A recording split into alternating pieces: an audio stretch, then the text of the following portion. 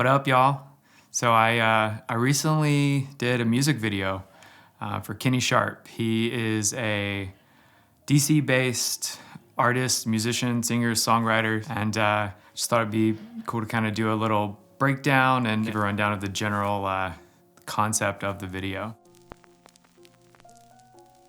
I wanted it to feel like you get to see like a section of a movie, but without telling the full story. I didn't want to like have a hard like, oh, this is where, boy and girl meets, and this is where they, leave one another, and that kind of like hard beginning and end. I didn't want to show any of that. Just kind of show like the meat, and then just like leave it and kind of let the audience or the viewer decide what they think happened. And to give a little more context to that, it is based around basically an in and out kind of relationship. I guess you could say it's a rocky relationship. That's kind of like the basic idea, the premise. When you keep things a little more simple as far as the concept, it's a lot easier to really dive into the execution of different scenes and shots. So especially for music videos, these are shot pretty freaking quick, and you don't have too much time to just nail everything. So we actually shot this over the course of 2 days. The first day we just shot the performance scenes, and then the second day we shot all that, like the actual like acting scenes. As the director and as trying to put this vision together, it allowed me to be in a different mindset too for each of these days. I can be in this one day where in this controlled environment, and then I have this other shoot of like the chaos environment. So it helps me get in. When I can get into it, then I can, I get to become a part of it too a little bit more. Whereas if I'm switching back and forth, I'm more thinking about getting things done when it's like that versus, maybe let's explore something if something's not working a little bit more, or if it's not looking just right, let's spend a little more time on it and things like that. The first time I heard this song, it reminded me of the trailer for the movie Blue Valentine. It's a great film, but it wasn't the actual film. It was the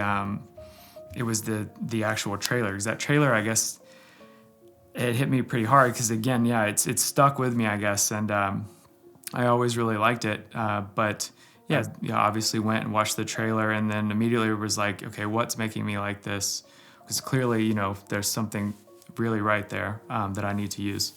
And basically I came down to like the intimate shots with, shooting those handheld was really cool. So that's kind of what I pulled from that as my like, inspirational reference, was just those like really, really intimate moments that you don't normally see within a relationship or represented in a relationship.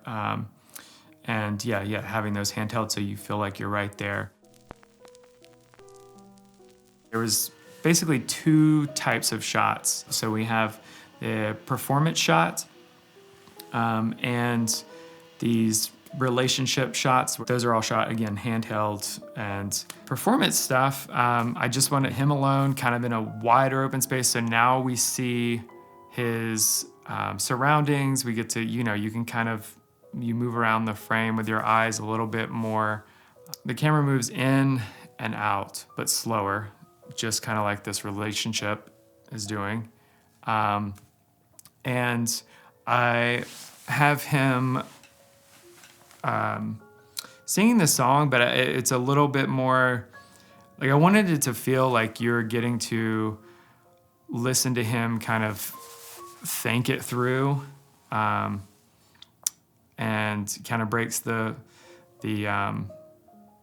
what is it, like the fourth wall or whatnot, and he kind of talks to the camera a little bit, or kind of sings to the camera a little bit, but then kind of stares back off and goes back into his own place. But that's his world, if that makes sense. You're really stepping into his head and his world when he's away from the relationship. Because he's away now, he can think about it a little bit clearer.